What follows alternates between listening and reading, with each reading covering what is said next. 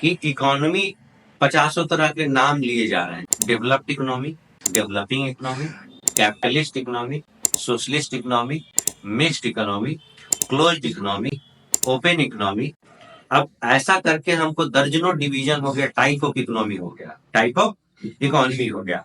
Type of मतलब अर्थव्यवस्था का प्रकार दर्जनों हो सकता है। समझ रहे हैं बात को? अर्थव्यवस्था का जो प्रकार है वो कैसा हो सकता है? दर्जनों हो सकता है।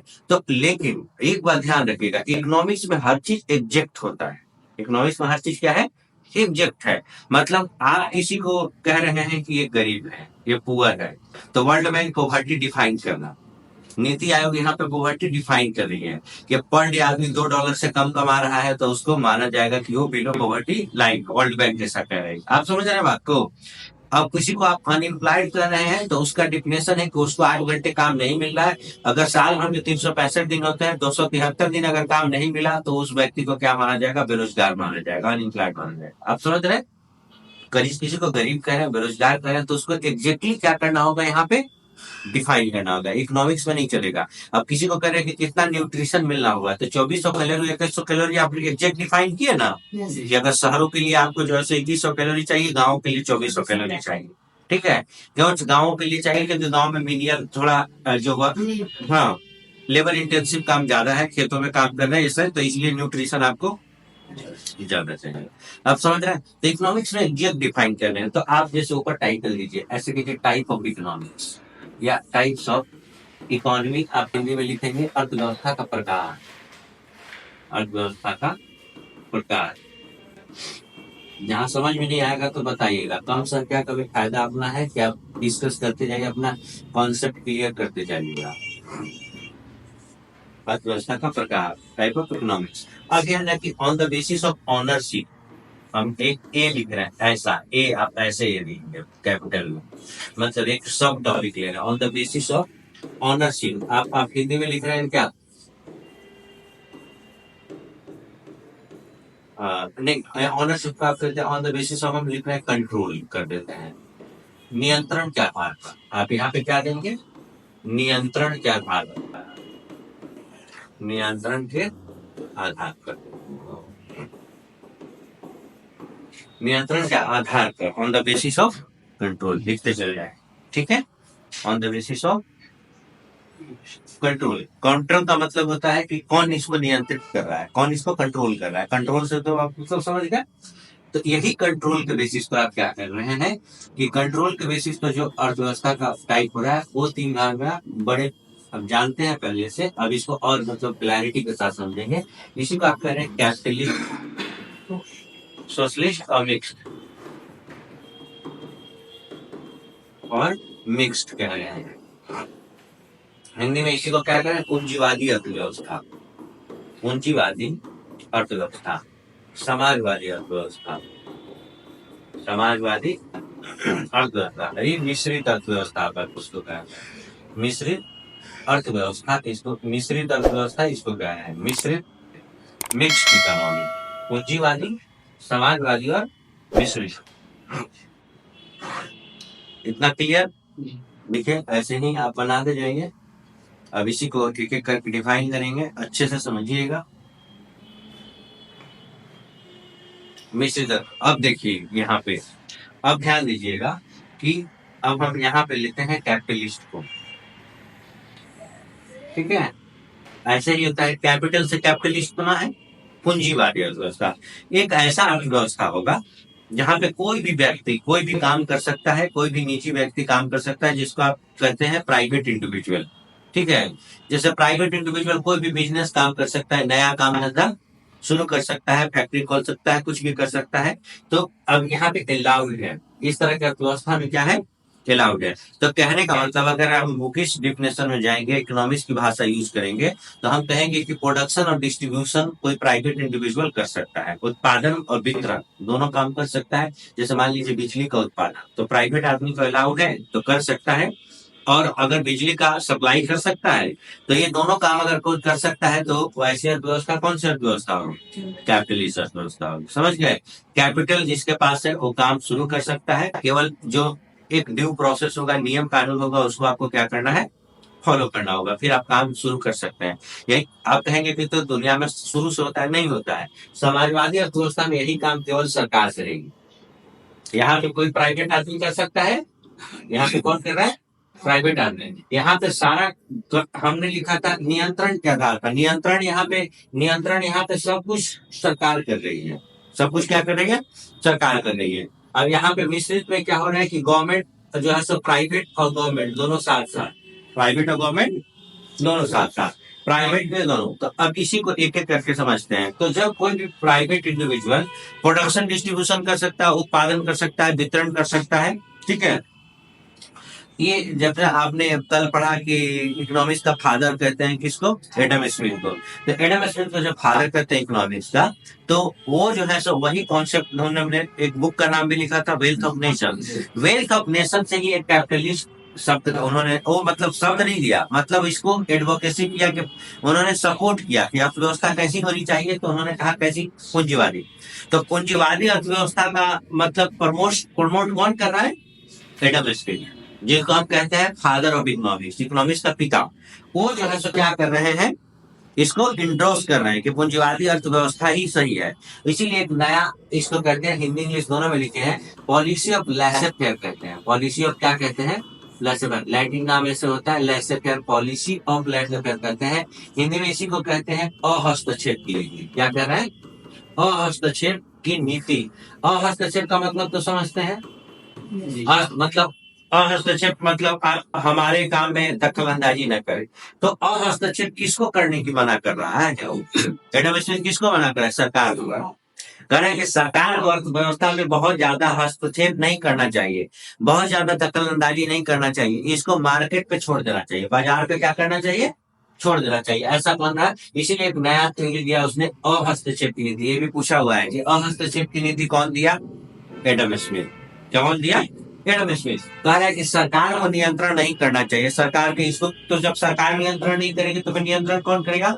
विनियामक के रूप में सरकार रहेगी। नियंत्रण और विनियामक दोनों अलग अलग है। जैसे नियंत्रण कंट्रोल हो गया, नियंत्रण क्या है?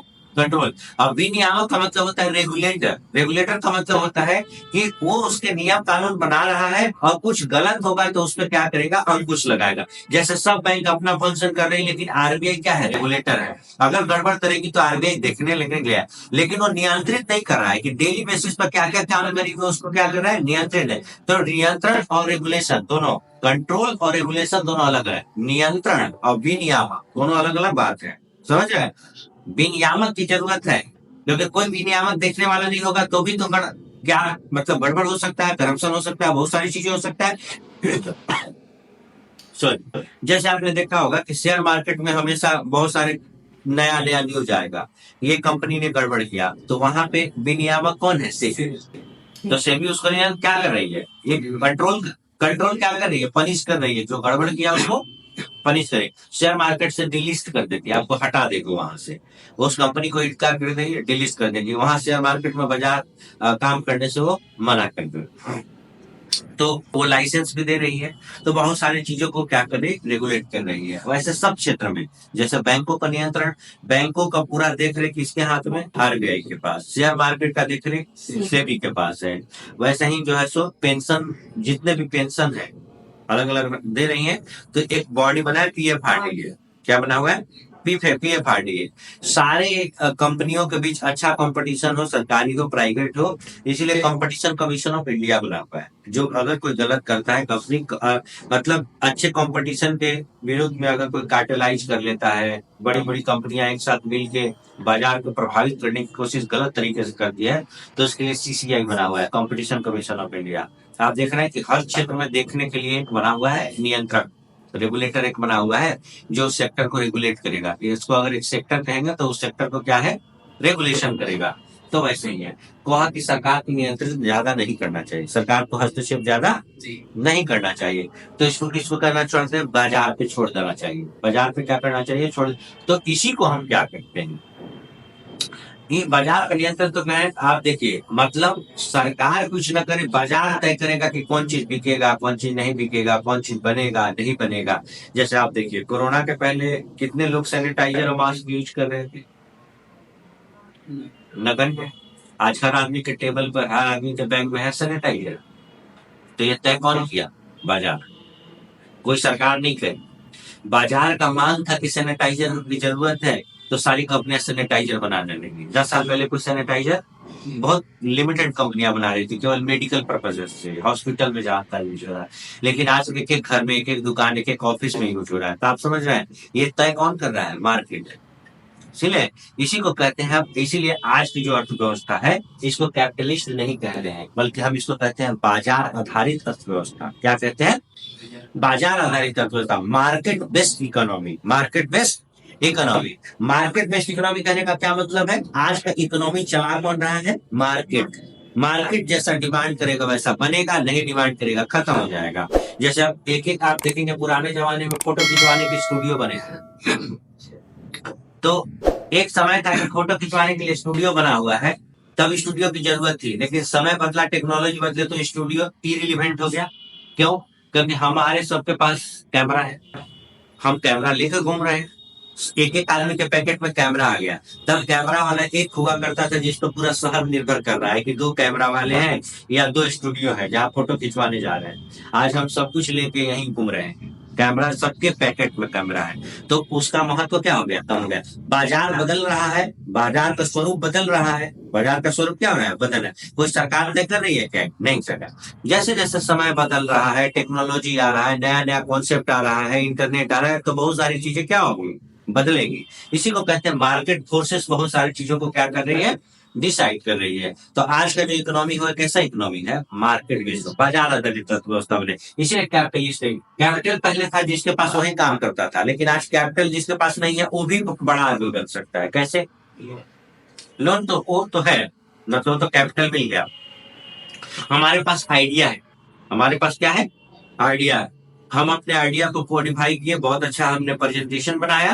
अब बड़े बड़े इन्वेस्टर हैं जो बैठे हुए हैं पैसा लेकर दुकान खोलकर कि आप अपना आइडिया लेकर, जैसे आपने देखा होगा इंडिया में भी शार्क टैंक टीवी प्रोग्राम दिया था। हालांकि कॉपी है, अमेरिका में जो है सो शार्क टैंक चला, जैसे बिग ब्रदर चलता था ब्रिटेन में, तो इसी को बिग ब्रदर को आपने इंडिया में बिग बॉस बना दिया। आप समझ रहे हैं? कॉपी पहले से प्रोग्राम चलते हैं। तो इस शार्क टैंक में क्या है कि आप अपने आइडिया को लेकर जाएंगे, प्रेजेंट करेंगे।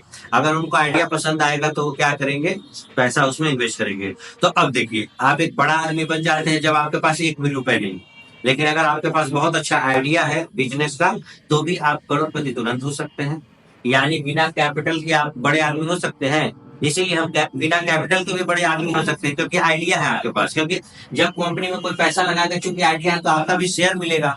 तो कंपनी में आपको 10% भी शेयर मिला, 20% शेयर मिला, तो आप कितना बड़ा हो गए? ठीक है।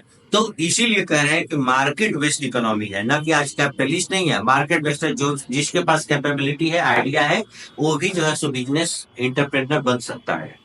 क्योंकि बहुत सारी कंपनियां हैं वो कैपिटल इन्वेस्ट करती हैं। कैपिटल क्या करती है? इन्वेस्ट करते हैं। अब इसी को लिखेंगे, धीरे धीरे करके लिखिए। यहाँ कैपिटल पूंजीवादी अर्थव्यवस्था लिख लिए। अब यहाँ पे ऐसे पॉइंट लिखते जाइए, मतलब कुछ कुछ इंपॉर्टेंट पॉइंट है। ठीक है, मतलब याद रहे आगे करके लिखिए। यहाँ यहाँ उत्पादन और वितरण, उत्पादन और वितरण निजी व्यक्तियों द्वारा किया जाता है। उत्पादन और वितरण निजी व्यक्तियों द्वारा किया जाता है। निजी व्यक्तियों द्वारा किया जाता है। Air production and distribution done by, हाँ, डन बाई प्राइवेट इंडिविजुअल। ठीक है, प्राइवेट इंडिविजुअल।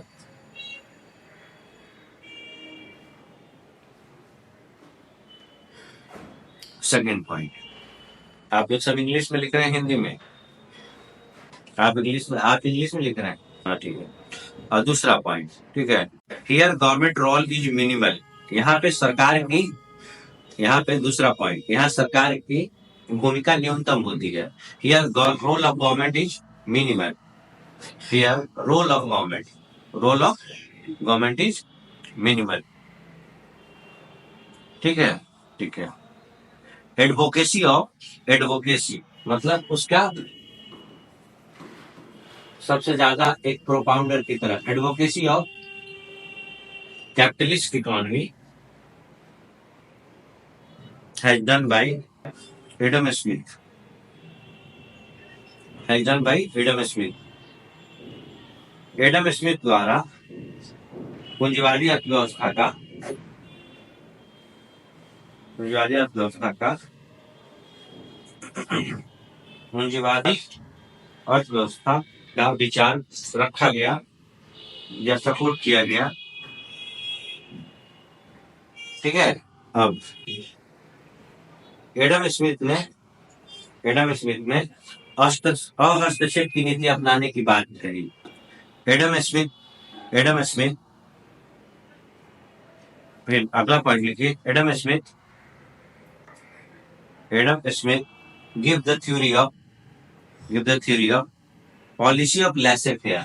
पॉलिसी लिखेंगे POLICY, पॉलिसी ऑफ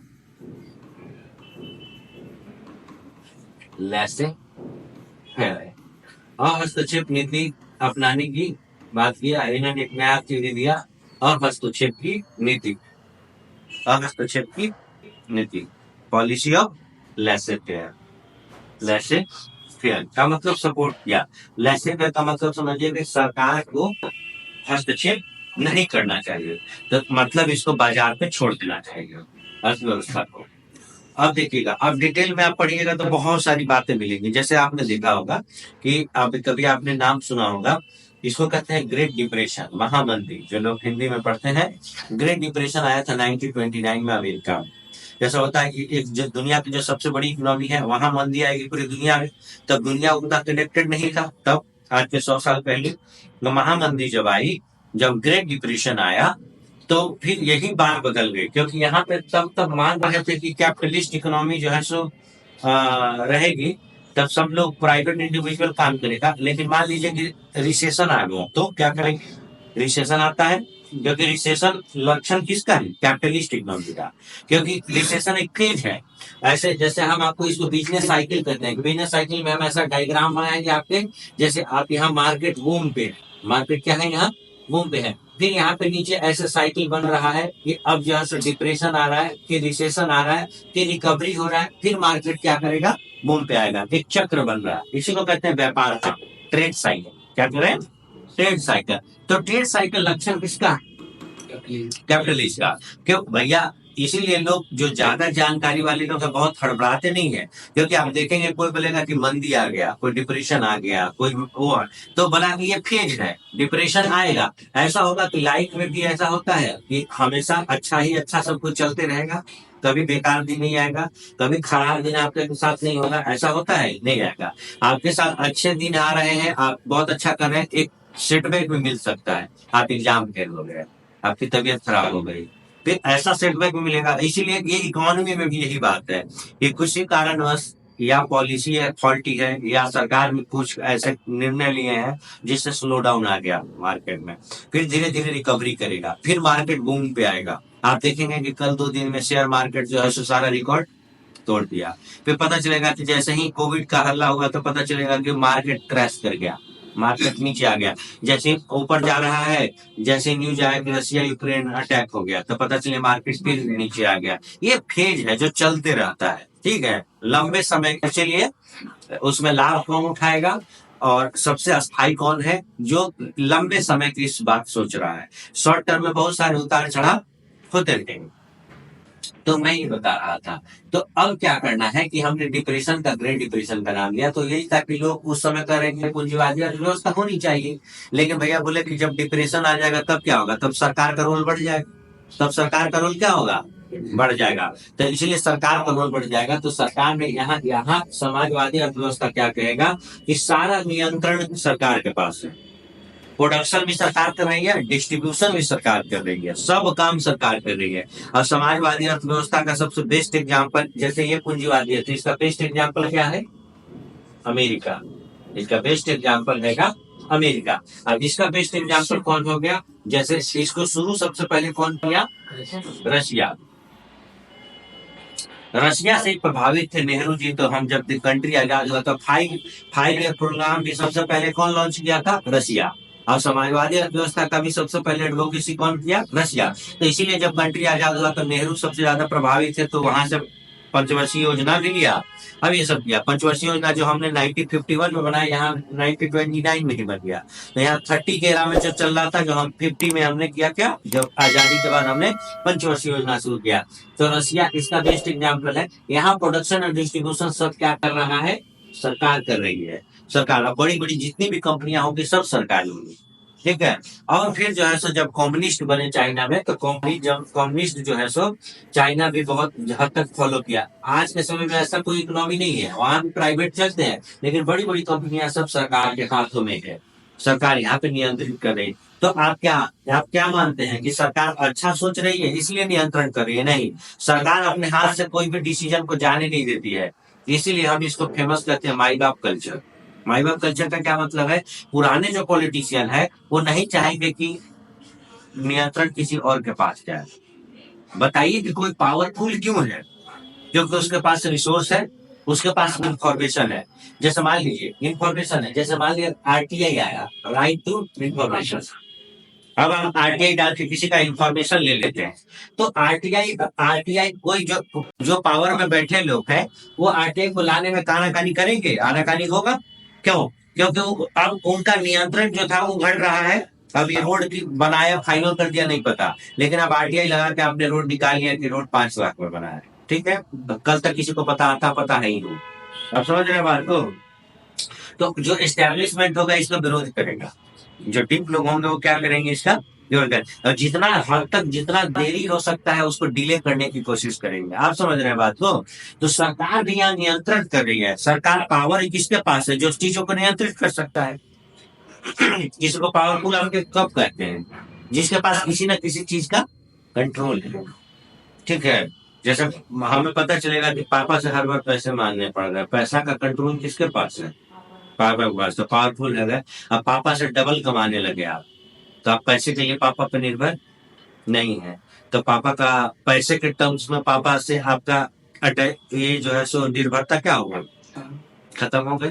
तो ये कंट्रोल किसके पास है, संसाधन कौन कंट्रोल कर रहा है, किसके पास सत्ता है? तो कंट्रोल समाजवादी अर्थव्यवस्था में ऐसा नहीं कि सरकार अच्छा सोच रही है इसलिए, सरकार अपना नियंत्रण को छोड़ना नहीं चाह, सरकार अपने नियंत्रण को नहीं छोड़ा। जैसे हमारे देश में एक इतना समाजवाद चरम पे है कि सरकार घड़ी बना रही है, सरकार ब्रेड बना रही है, सरकार साइकिल बना रही है, सरकार स्कूटर बना रही है।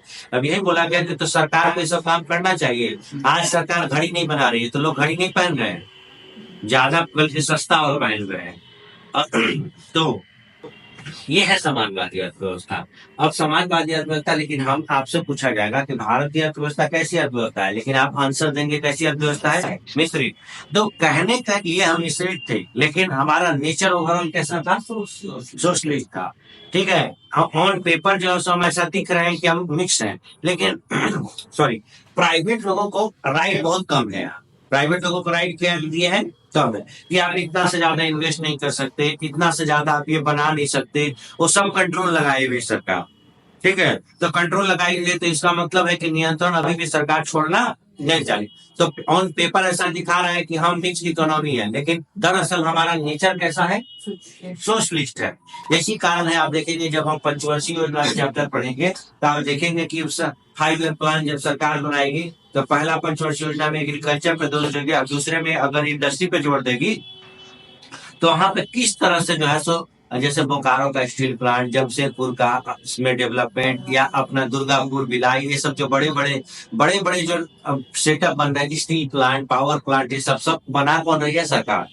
सब कौन कर रही है, सरकार। तेजी से इंडस्ट्रियलाइज होने की कोशिश कर रही है, ठीक है। तो इसमें भी थोड़ा बात देखिए। अब देखिए यहाँ पे इसका एग्जाम्पल अमेरिका बोला, इसका एग्जाम्पल रशिया। अब फिर देखिए यहाँ पे इसमें जो है सबसे बड़ा एडवोकेसी कौन कर रहा है, एडम स्मिथ। इसका एडवोकेसी लगा एक आदमी है जो बहुत ही बदनाम आदमी है, कार्ल मार्क्स। कार्ल मार्क्स कह रहा है कि नहीं, प्राइवेट लोग काम करेंगे तो अमीर और अमीर हो जाएंगे, गरीब और गरीब हो जाएगा, इसलिए सब कुछ को नियंत्रण कौन करना चाहिए, सरकार। और सरकार बराबर भागों में बांट देना चाहिए। इस ऐसा एडवोकेसी कौन कर रहा है, कार्ल मार्क्स। कह सकते हैं कार्ल मार्क्स फादर है किस चीज का, सोशलिज्म का। सोशलिज्म का फादर कौन हो गया, कार्ल मार्क्स है, ये कह रहा है। अब देखिए तो आप कहते हैं, देखिए एक शब्द अब यहाँ से समझिए, एक वर्ड है समाजवादी, एक वर्ड है साम्यवादी। अब अंतर समझिएगा, एक वर्ड क्या है, साम्यवाद।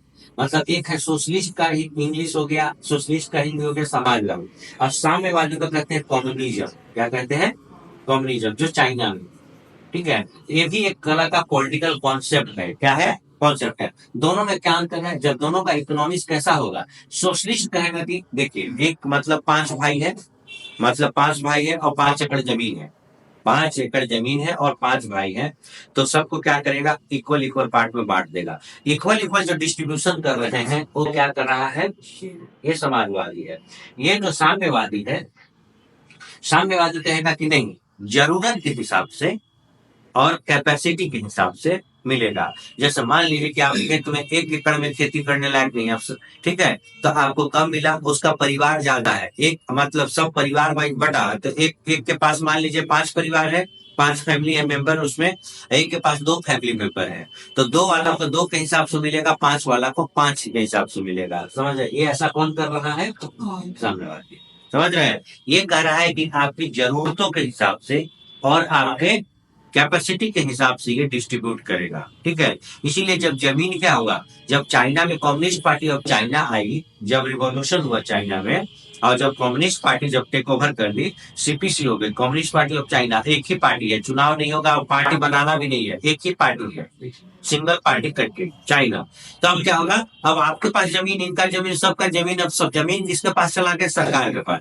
अब सरकार डिस्ट्रीब्यूट करेगी कि तुमको कितना जरूरत है, तुमको कितना जरूरत है, तुमको कितना जरूरत है, प्रोडक्शन होगा और डिस्ट्रीब्यूशन कौन करेगी, सरकार। तो पूरा तरह से नियंत्रण किसके हाथ में चला गया, सरकार। तो यही है, सारा नियंत्रण सरकार हो जाएगा, तभी ऐसी बात व्यवस्था क्या कहलाएगी, कम्युनिस्ट हो जाएगा, या ये सोशलिस्ट है ओवरऑल। ठीक है, तो सोशलिस्ट पॉपुलर हुआ रशिया में और कम्युनिस्ट पॉपुलर हुआ कहाँ पे, चाइना। चाइना लिखिए इसमें, चाइना का खेती छोटा छोटा ना सर, इंडिया की तरह, क्या इसी वजह से चाइना का यहाँ पे लैंड छोटा छोटा। हाँ, लैंड छोटा है, लेकिन जब एक साथ अगर वो कर देंगे तो प्रोडक्शन बढ़ जाएगा। इसको कहते हैं कंसोलिडेशन ऑफ लैंड। कंसोलिडेशन है भूमि का, जो आप क्या कर देते हैं, उसको आप कहते हैं एक जगह आप ला देते हैं। जैसे हमारे यहाँ भी लैंड रिफॉर्म जब आपको बढ़ाया जाएगा बेंच के लिए, भूमि सुधार, तो उसमें यही बताया जाएगा कि और क्या क्या, जैसे छोटे छोटे बटे हुए हैं तो साइंटिफिक खेती नहीं हो सकती है, लेकिन जमीन को हम एक साथ कर दें, ठीक है, कंसोलिडेट करते हैं पूरे लैंड का। इसको कहते हैं, हिंदी में पढ़ते हैं तो आपने बचपन में सुना होगा ना, भूमि का चकबंदी। चकबंदी सबका क्या मतलब है, इसी को इंग्लिश में कहते हैं कंसोलिडेशन। सारे आप सभी जमीन को हमने क्या किया, एक जगह करेगा, एक जगह करे तो हम कोई भी खेती कर सकते हैं। अब यहाँ एक बीघा यहाँ, 1 कट्ठा वहाँ, 1 कट्ठा वहाँ है, तो फ्रेगमेंटेड है, तो साइंटिफिक खेती नहीं हो सकती है। अब टेक्नोलॉजी ये सब का प्रयोग कर सकते हैं, एक ही तरह का खेती कर सकते हैं, जो कंसोलिडेशन होगा। तो चाइना में कंसोलिडेशन, इसीलिए चाइना में प्रोडक्शन 80 के दशक में बहुत बढ़ा, प्रोडक्शन बहुत बढ़ा, और जो है सो ये उसका राइज 80 से ही शुरू हुआ है। 80 तक इंडिया का जीडीपी और चाइना का जीडीपी बराबर था, आप समझ लीजिए। 80 तक ज्यादा चाइना हमसे आगे नहीं था, लगभग इक्वल टू इक्वल, लेकिन वो बैकग्राउंड में जो काम कर रहा था हम काम नहीं कर पाए। जैसे ओपन डोर पॉलिसी वो पहले लाया, ओपन डोर पॉलिसी में वो लिबरलाइजेशन पहले लाया हमसे, तो ज्यादा इकोनॉमी उसका खुला, दूसरे को आकर्षित किया जल्दी, अपना एग्रीकल्चर पर रिफॉर्म किया, एग्रीकल्चर पर रिफॉर्म हम आज भी नहीं कर पाए। 3 कृषि कानून लाए तो प्रोटेस्ट हुआ, उस सरकार वापस ले ली 350। तो कृषि कानून कोई 80 और 75 में लागू कर रहा था, ठीक है, तो उसका रिजल्ट मिला उसको, आज भी हम लागू नहीं कर पा रहे हैं, क्योंकि अब जैसे ये हमारे यहाँ हर 4 महीने में कहीं कहीं इलेक्शन होता है। अभी 5 राज्यों का इलेक्शन समाप्त हुआ है, अभी 4 महीना भी खत्म नहीं हुआ है, तब जनरल इलेक्शन शुरू हो जाएगा, ठीक है, जब पूरा देश का चुनाव होगा। वो खत्म नहीं होगा तब फिर झारखंड और इस सब का चुनाव है 2024 में ही, नवंबर दिसंबर में, फिर 25 होगा, फिर 4 राज्य उसमें ज्वाइन करेंगे, दिल्ली उड़ीसा 25 में चुनाव हो जाएगा, आप समझ रहे हैं। तो इसीलिए बोला जाता है, तो मेंस के लिए एक टॉपिक सुन लीजिए, ये भी रिलेवेंट बात नहीं हो। रामनाथ कोविंद के अध्यक्षता में एक कमेटी बनी, ठीक है, तो कि 1 कंट्री 1 इलेक्शन हो, एक ही बार इलेक्शन। ये भी आपने सुना है, इस न्यूज पर आप करंट अफेयर पढ़ते रहेंगे। तो ये कंट्री परपेचुअल इलेक्शन में है, कंट्री क्या है, परपेचुअल इलेक्शन में, हर 4 महीने बाद इलेक्शन होगा, तो सरकार लॉन्ग टर्म नीति बना सकती है, नहीं बना सकती है। हमेशा सरकार डर में हो है, या हमेशा क्या है, वो पॉलिसी बनाने के बजाय सरकार चुनाव में, क्योंकि चुनाव प्रचार कौन करता है, सारे नेता ही तो प्रचार करते हैं। तो प्रधानमंत्री और मुख्यमंत्री अपने कुर्सी पर तो बैठ ही नहीं रहे हैं, आधा समय तो फील्ड में है, चुनाव जीते, अब वो सोच रहे हैं कि कुर्सी बचेगी कब, जब फील्ड में उतरेंगे तब तो कुर्सी बचेगी, वहां जीत कर आएंगे तभी तो यहाँ बैठेंगे। तो पहले जीतना जरूरी है कि बैठ के कानून बनाना जरूरी है। आप समझ रहे हैं? तो फोकस पॉलिसी से ज्यादा कहाँ हो गया, चुनाव जीतने में। इसीलिए एक चुनाव होना चाहिए कि 5 साल में, पहले जब देश आजाद हुआ था तो क्या लगता है आपको, एक ही बार चुनाव होता था ना, केंद्र और राज्य सबका, केंद्र और राज्य का एक ही बार चुनाव होता है। ये कोई नया कॉन्सेप्ट नहीं है। कुछ लोग ये भी समझ रहे होंगे कि कोई सरकार, ये पर्टिकुलर ये सरकार या बी सरकार कर रही है, ऐसा नहीं है। कंट्री जब आजाद हुआ था तो एक ही साथ केंद्र का चुनाव और राज्य का चुनाव होता था, ठीक है। तो फिर अलग कैसे हो गया, क्योंकि कहीं सरकार नहीं बन पाई, कहीं गिर गई। अब कहीं अस्थायी सरकार है, मान लीजिए बिहार में अस्थायी सरकार है, तो इसी उत्तर प्रदेश में सरकार गिर गई, तो उसका चुनाव का डेट तो फिर अलग हो गया, फिर बिहार का अलग हो गया, तो फिर उत्तर प्रदेश का अलग होगा, फिर तमिलनाडु का अलग होगा, तो सब बिखर गया। समझ रहे बात को? क्योंकि कोई फुल पार्टी मेजोरिटी नहीं, फिर गठबंधन का सरकार का दौर आया, तो फिर टूटने बिखरने लगा, जोड़ तोड़ की होने लगी। आप समझ रहे बात को? तो इसलिए फिर न तो आजादी के बाद से भी ऐसे ही होता था, एक साथ चुनाव था। यही एक साथ चुनाव करने के लिए कमेटी बनाई। क्या सरकार को लगातार चुनावी मोड से बाहर आना चाहिए? आपसे ही मेंस में क्वेश्चन पूछ जाए, आपसे इंटरव्यू में पूछ दिया जाएगा क्वेश्चन। अभी होगा, अभी जिसका भी इंटरव्यू होगा तो चूंकि कमेटी बनाया, कमेटी के जो फॉर्मर प्रेसिडेंट थे गोविंद, उनके अध्यक्षता में एक कमेटी बनी है पढ़ने के लिए कि आप बताइए, सुझाव दीजिए, ठीक है। तो आपसे भी सुझाव मांगा जाएगा, आपको क्या लगता है देश में एक ही बार चुनाव कराना चाहिए? पक्ष विपक्ष दोनों बनता है। कोई ये सोचेगा कि जो केंद्र में सरकार है उसको एडवांटेज मिलेगा, ये सब है। तो फिर जो अपोजिशनल पार्टियां हैं या जो तो अलग पार्टियां हैं, उनको क्या बेनिफिट मिलेगा, ठीक है। कुछ लोग ऐसे करेंगे, शिकायत दोनों पक्ष है। अब कुछ लोग ये कहेंगे कि तो अच्छा तो है कि बार बार चुनाव होता है, इसी बहाने लोगों को तो कुछ मिलता है, क्योंकि सरकार चुनाव जीतने के लिए प्रॉमिस करती है, बिजली फ्री करेंगे, ये फ्री करेंगे, कम से कम जनता को लाभ है। अगर चुनाव नहीं होगा जल्दी जल्दी तो सरकार तो कुछ देगी ही नहीं, जनता के पेपर भी नहीं सजेगी, ये भी तर्क देंगे। एक साथ चुनाव का फिर एक एडवांटेज होगा, क्योंकि सरकार को हजारों करोड़ खर्च करने पड़ते हैं चुनाव में, एक बार चुनाव होगा तो हजारों करोड़ बचेगा सरकार का, तो सरकार मतलब देश का जो पैसा है वो बचेगा। इस तरह से बहुत सारे पक्ष विपक्ष में पॉइंट बनेंगे, ऐसे ही मेंस हो गया। पक्ष में 5 पॉइंट बनाइए, विपक्ष में 5 पॉइंट बनाइए, तो मेंस का आंसर हो गया। ये मेंस का आंसर राइटिंग हो गया। यही लिखवाते हैं, देखे कॉपी आप लोग को दिखाए हैं, वैसे लिखे जो जमा चाइना करें। को सोशलिस्ट ही बोलेंगे ना सर? हाँ? चाइना को क्या? चाइना को सोशलिस्ट ही क्यों बोलेंगे ना? हाँ, सोशलिस्ट में कम्युनिस्ट इकोनॉमी है, जैसा कम्युनिस्ट इकोनॉमी है, लेकिन आज तक आप मतलब पॉलिटिकल कॉन्सेप्ट है, पावर को एंजॉय करने के लिए वो रखा है उन्होंने, लेकिन बाकी चीजें सब छोड़ दिया है, क्योंकि पूरी दुनिया में पूरे देश जा जाकर वहां इन्वेस्ट कर रहे हैं। तो अब दरअसल कोई भी कंट्री आज ट्रू सेंस में कैपिटलिस्ट सोशलिस्ट नहीं बची है। अब सारा कंट्री जहां कहाँ जा रही है, कैपिटलिस्ट है। अब जहाँ सबको यही पहुंच रहा है, मिक्स में भी दोनों लोग काम कर रहे हैं, प्राइवेट भी काम कर रहा है, गैप में, लेकिन सरकार अब थोड़ी धीरे धीरे धीरे हम आ रहे हैं, और भी और इस पर और क्लैरिटी देंगे आपको। लिखिए इसको, सोचने सीखो, समझ गए? सोचने इसको लिखिए, लिखिए यहाँ उत्पादन और वितरण, उत्पादन और वितरण सरकार द्वारा किया जाता है। उत्पादन और वितरण किसके द्वारा किया जा रहा है? सरकार के द्वारा किया जा रहा है, ठीक है, सरकार द्वारा किया जाता है। Here production distribution done by the government, production and distribution done by the government। दूसरा पॉइंट, ठीक है, इसका दूसरा नाम इसीलिए क्या है, सरकार सब कुछ नियंत्रित कर रही है, इसलिए इसका नाम कहते हैं जो है सो केंद्रीकृत, जो है सो केंद्रीकृत नियोजन कहते हैं इसको। इसको कहते हैं, this is also called centralised planning, this is also called centralised planning. Planning centralise हो गया, ये केंद्रीकृत नियोजित अर्थव्यवस्था लिखिएगा हिंदी में, केंद्रीकृत नियोजित अर्थव्यवस्था, हिंदी में केंद्रीकृत नियोजित अर्थव्यवस्था, इंग्लिश में लिखेंगे सेंट्रलाइज्ड, सेंट्रलाइज्ड जो है सेंट्रलाइज्ड प्लान्ड इकोनॉमी, ठीक है। सेंट्रलाइज क्यों कर रहे हैं? क्योंकि डिसीजन मेकिंग क्या हो रहा है, एक जगह सेंटर हो गया। केंद्रीकृत मतलब पूरा डिसीजन को एक केंद्र है, कौन? सरकार, यहाँ केंद्र हो गया। यही कारण है कि केंद्र का केंद्रीकरण का उल्टा क्या हो गया? विकेंद्रीकरण। सेंट्रलाइज का डिसेंट्रलाइज, जैसे लोकल गवर्नमेंट है, म्युनिसिपल चुनाव है, तो क्या कहते हैं? विकेंद्रीकरण। क्यों? पूरा दिल्ली कंट्रोल कर रहा था, अब राज्य कंट्रोल है, अब राज्य के नीचे भी क्या आ गया? लोकल गवर्नमेंट आ गया, स्थानीय शासन आ गया, तो ये क्या हो रहा है, सत्ता का विकेंद्रीकरण हो रहा है, पावर का डिस्ट्रीब्यूशन हो रहा है। ठीक है, ये पावर तो इसी को कहते हैं। तो यहाँ पे डिसीजन सेंट्रलाइज है, एक जगह ले रहा है, इसीलिए केंद्रीकृत नियोजित अर्थव्यवस्था करें हम इसको, केंद्रीकृत है पूरा पूरा। ठीक है, देखिए Karl Marx Karl Marx Karl Marx Karl Marx gave the idea of socialist economy. Karl Marx द्वारा समाजवादी अर्थव्यवस्था का को प्रतिपादित किया गया या विचार लाया गया। ठीक है, कार्ल मार्क्स। ठीक है, एग्जाम्पल में नीचे ऐसे लिख लीजिएगा, अमेरिका जैसे हो गया, यहाँ पे रशिया बेस्ट एग्जाम्पल का रूप में। अब यहाँ पे थर्ड मिक्स्ड इकोनॉमी में आप देखेंगे, यहाँ पे लिखिए air production and distribution is jointly done by the private individual and governments.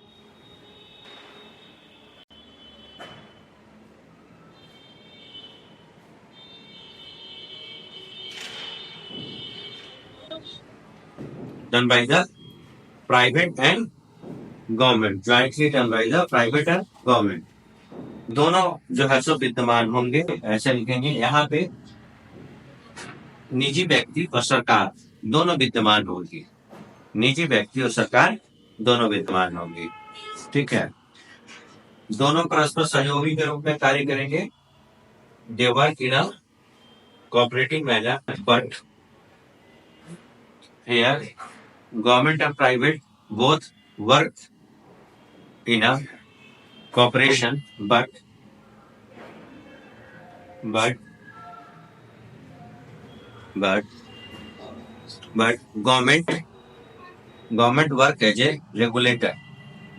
government work as a regulator. Regulator मिश्रित में भी होगा तो वर्क कौन कर रहा है, रेगुलेटर कर रहा है। यहाँ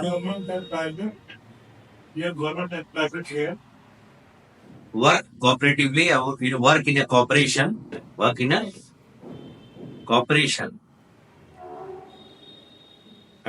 इन a very cooperative manner, but government work as a regulator. अब यहाँ हिंदी में लिखेंगे, यहाँ पे सरकार और निजी व्यक्ति दोनों साथ मिलकर काम कर रहे हैं, परस्पर सहयोगी के रूप में काम कर रहे हैं, परंतु सरकार विनियामक के रूप में काम कर रही है। रेगुलेटर का मतलब समझ रहे हैं, विनियामक के रूप में सरकार कार्य कर रही है, परंतु यहाँ पे सरकार विनियामक के रूप में काम कर रही है। विनियामक का काम क्या है, नियम बनाना, उस सेक्टर को देखना, कुछ गलत हो रहा है तो उसको रोकना, ये इस तरह का काम कर रही है।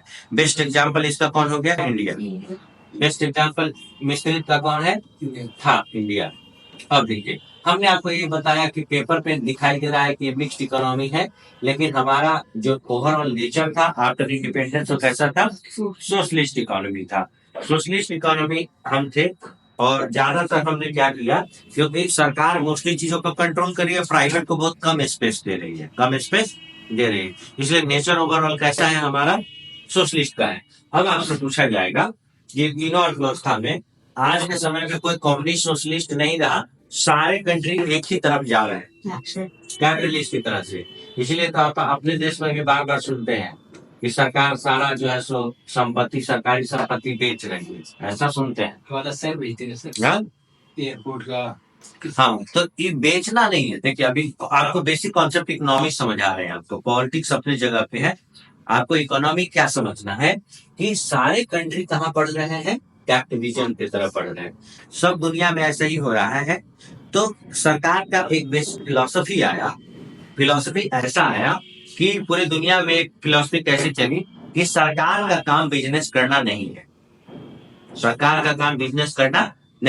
क्योंकि बिजनेस का प्राइम मोटिव क्या है, आप बताइए। लाभ। बिल्कुल, कोई भी बिजनेस का पहला पर्पस क्या होगा, प्रॉफिट नहीं होगा तो बिजनेस ऐसा भी नहीं चलेगा। अब इसको गलत भी मत मानिए, अगर प्रॉफिट नहीं होगा तो चलेगा ही नहीं। मान लो गाड़ी चला रहे हैं, रोज घाटे हो रहा है तो गाड़ी बंद करना पड़ेगा, यही ना होगा। प्रॉफिट जब तक नहीं होगा तब तक दुनिया का कोई भी काम चल ही नहीं सकता। तो प्रॉफिट उसका बेसिक मोटिव है। तो बोला कि सरकार प्रॉफिट कमाने के लिए बैठी है कि सरकार को अच्छा शासन चलाने के लिए आई, सरकार का काम अच्छा शासन चलाना है तो सरकार शासन पे फोकस करे, और जो भी बनाने बेचने का काम है वो प्राइवेट लोगों को छोड़ दे। सामान बना के बेचने का काम कर रही है सरकार, तो सरकार का ये काम नहीं है। सरकार कोर एरिया पे फोकस करे, सरकार अच्छा एजुकेशन दे, सरकार बहुत अच्छा हेल्थ केयर दे, हॉस्पिटल बनाए, सरकार बहुत अच्छा स्किल डेवलपमेंट दे, सरकार बहुत अच्छा पुलिसिंग सिस्टम दे, सरकार बहुत अच्छा फॉरेन पॉलिसी बनाए, सरकार बहुत अच्छा लॉ एंड ऑर्डर लाए देश में। अब समझ रहे हैं सरकार का काम ये है कि सरकार का काम स्कूटर बनाकर बेचना है। स्कूटर तो कोई भी बना सकता है। जब सरकार स्कूटर आज नहीं बना रही है तो स्कूटर ज्यादा है कि कम है? और ज्यादा है। जब सरकार बना रही थी तब स्कूटर सबके पास नहीं था। क्यों? कि जब एक बनाएगा तो कभी भी समय पे पूरा नहीं होगा। ये जो सरकारी गाड़ी आती है, जो आप कहते थे पहले जो आईएएस बनते थे तो मिलता था उनको कार, उनको बोलते हैं इन्वेस्टर टाइप। हाँ एम्बेसडर टाइप का। तो एक एम्बेसडर टाइप का गाड़ी है, एक ही टाइप का कार आ रहा है। तो पता है कि आज एम्बेसडर किसी को कोई बड़ा आदमी बन भी गया, एम्बेसडर गाड़ी अफोर्ड भी कर रहा है, तो आज आप कहेंगे कि भैया हमको एम्बेसडर गाड़ी चाहिए, तो आज के 3 साल बाद आपको मिलेगा। आप समझ रहे हैं? सरकार जब एक आदमी बना रहा होगा तो क्या होगा? सरकार एक ही सिम था बीएसएनएल का, तो पता है बीएसएनएल का सिम नहीं मिलता, आपको पैरवी करना पड़ता। आप बड़े जान पहचान के साथ जाते हैं, एमएलए के पास जाते हैं, एमपी के पास जाते हैं, भैया एक सिम दिलवा देते हैं हम लोग, एक बड़ा आदमी हो, क्योंकि सिम अफोर्ड भी सब कोई नहीं कर रहा है। 95 से पहले पता चलेगा कि इनकमिंग कॉल के लिए भी पैसा देना, तो इनकमिंग कॉल के लिए जब पैसा देना होगा तो मोबाइल कॉल रख पाएगा, तो सिर्फ बड़े लोग रख पाएंगे। तो उसके लिए भी पैर भी लग रहा है, मोबाइल लेने के लिए, अपना कनेक्शन लेने के लिए। गैस सिलेंडर नहीं मिलता था, गैस सिलेंडर के लिए लाइन लगाई जाती थी, पैर भी लगाए तब आपको गैस सिलेंडर मिलता। आज आप फोन करते हैं आपके घर पे आ जाता है। ये सब सोशलिस्ट की वजह से हुआ है या कैपिटलिस्ट की वजह से? कैपिटलिस्ट की वजह से हुआ। क्यों कैपिटलिस्ट में ऐसा होता है? क्योंकि बहुत लोग जब बेचेंगे तो कंपटीशन बहुत ज्यादा होगा, कंपटीशन बहुत ज्यादा होगा तो ये सस्ता होगा। अच्छा, सस्ता नहीं होगा तो वो हमेशा 24 घंटे उपलब्ध होगा। अब देखिए, अब आप अगर पीछे जाकर बहुत सारी चीजों को रिकॉल नहीं कर सकते, लेकिन एक चीज रिकॉल कर सकते हैं आप, डेटा आपको पर 1 GB रोज मिलता है आपको, ठीक है? जब जियो नहीं आया था, जियो लॉन्च होने के पहले 1 GB जो डेटा है रिचार्ज करने पर 1 GB डेटा 1 महीने का मिलता था। आप सोचिए कि कैसा इंटरनेट चलता होगा, लोग क्या देखते होंगे उसके। 1 GB महीने का मिलेगा तो खोलेंगे, ऐसे ऐसे घूमेगा और ऐसे ही डेटा 4 दिन में क्या होता है? इसका मतलब कोई इंटरनेट यूज, छोटे लोग मतलब हमारे मिडिल क्लास कोई भी आदमी इंटरनेट यूज नहीं कर रहा है। लेकिन जियो आया जब अब ये जियो आया क्यों? क्योंकि प्राइवेटाइजेशन की वजह से आया। उसको भी अगर यहाँ तक सब चीज सरकार कंट्रोल करेगी तो जियो आता ही नहीं, ठीक है? तो जब अलग वोडाफोन अलग आइडिया, वोडाफोन अलग दे रही है, आइडिया अलग दे रही है, जियो अलग दे रही है, एयरटेल अलग दे रही है, बीएसएनएल अलग दे रहा है, डोकोमो अलग दे रही है, टाटा, अब दर्जनों लोग दे रहे हैं, तो अब सब कॉम्पिटिटिव होगा, तो इसमें कंज्यूमर को फायदा होगा।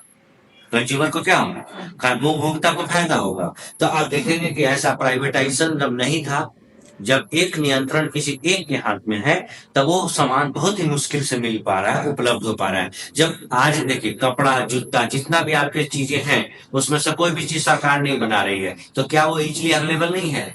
इजिली अवेलेबल है, सस्ता उपलब्ध है। वो 10,000 का भी शर्ट है, 100 रुपए का भी शर्ट मिलता है। आप अपनी आवश्यकता, अपनी क्षमता के अनुसार आप पे निर्भर करता है, वही बात सब जगह अप्लाई होता है, ठीक है? तो इसीलिए आप विचार कीजिए कि, तो अब आप कहेंगे कि सब देशों में ऐसा हो रहा है कि प्राइवेटाइजेशन बढ़ रहा है। बस हम समझाना एक चीज चाह रहे हैं, भाषण नहीं है, समझाना सिर्फ हमको एक बात है कि पूरी दुनिया में कैपिटलिज्म क्यों बढ़ रहा है, उसके पीछे क्या तर्क है। तो उसके पीछे तर्क है कि सरकार बेसिक कामों पे फोकस करो, जिसके लिए सरकार जानी जाती है। सरकार का मतलब, गवर्नमेंट का मतलब होता है, गवर्नमेंट बना है गवर्नेंस से, अच्छा शासन चले, अच्छा लॉ एंड ऑर्डर हो, उसके लिए सरकार बनाया गया। सरकार सामान बेचने के लिए नहीं बनाया गया है। तो ये क्या हो गया, आज नया फिलॉसफी आया, नया दर्शन आया कि सरकार ये सब छोड़ दे, प्राइवेट आदमी बिजली बना सकता है, बेच सकता है, तो बनाना दो। जैसे क्या बिहार में बिजली की अच्छी स्थिति है, दिल्ली में बिजली की अच्छी स्थिति है?